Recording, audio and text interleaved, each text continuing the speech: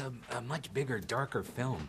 How was that for you, personally? It was great. I mean, I think one of the things that we pride ourselves on is the fact that these films do get darker with each episode, and you know, we're so late on in the series, now is not the time to break that tradition. So, you know, and I think also the fact that we're not in Hogwarts in this film, the fact that we're taken out of those very familiar corridors that everybody knows so well, gives the film a totally fresh feel, and makes it, simply the fact that we are not in a school makes the characters seem more grown up and more adult. So yeah, it was very exciting for me, and I think I didn't realise at the time how different the film was going to feel until I saw it a few weeks ago and went, wow, this is totally different.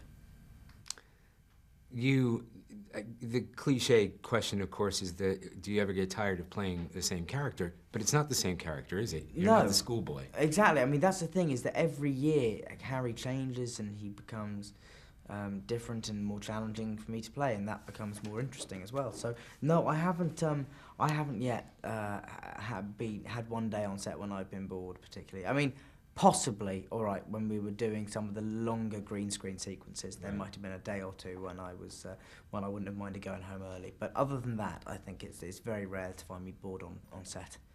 And it's an action film, much more action-oriented and physical than the other films. It's interesting, because everybody keeps saying that to me, and I keep thinking, God, wait till you see the next one, because this is like the sedate, calm brother. This film is like a slow-burning kind of drama compared to the action of the last film. The last film is a proper out-and-out, 100 miles an hour action movie. And fun to film? And great fun to film. But this part, as well as having those great action sequences, I particularly love the chase sequences through the woods and all that stuff. But I loved the fact that in this film we do get some time to explore the characters, and the dynamics between the characters are much more, are much deeper in this film. So yeah. We as an audience, the popularity of the Harry Potter books to begin with, and then of course the series, there is nothing like it on the planet. What has that been like to carry that as a young actor turning into an older actor? I don't feel I have carried it. I feel I've been very lucky to be at the centre of something where you get, because of the nature of the films, a lot of fantastic actors want to be in them and come to them. And I feel very lucky that I've had the chance, because of the position I'm in, to watch them and learn from them. I just view myself as somebody who's been insanely lucky, but really very, very young.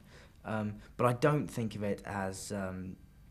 I don't think of myself as carrying all these films, because I think the person that does that most of all is Jo Rowling, and her books and her films. These are very much her films as well. They're very so inspired by her books, and so it's not. I think she's much more responsible for it than if we are. We're coming to an end. Professionally, you're moving on as an actor. We're coming to an end of an era for you. You've grown up on screen and in real life. How does that feel, that last day of shooting on the set? It was very sad. There was many a tear was shed by both Emma, Rupert and me, and a lot of the crew. But after that initial sort of day or so of mourning, we've all gone off and done other stuff. And I'm filming The Woman in Black at the moment, which is a Victorian horror film, and next year I'm doing a musical on Broadway. So there's lots of other things sort of in the pipeline. So it's not too much cause to be bleak at the moment. And of course, physically, you don't look like little Harry Potter anymore. No, which is a great relief, and surprises many people who meet me that I don't have the glasses or the scar. Particularly young kids are totally thrown by that. But did you are a hero to many young children. Did you have a hero growing up, or were there books that you read? I don't know. I don't think I particularly did. I wasn't really ever somebody who... Well, I suppose there were some sports players and stuff, but I don't really think I had a hero per se, at all.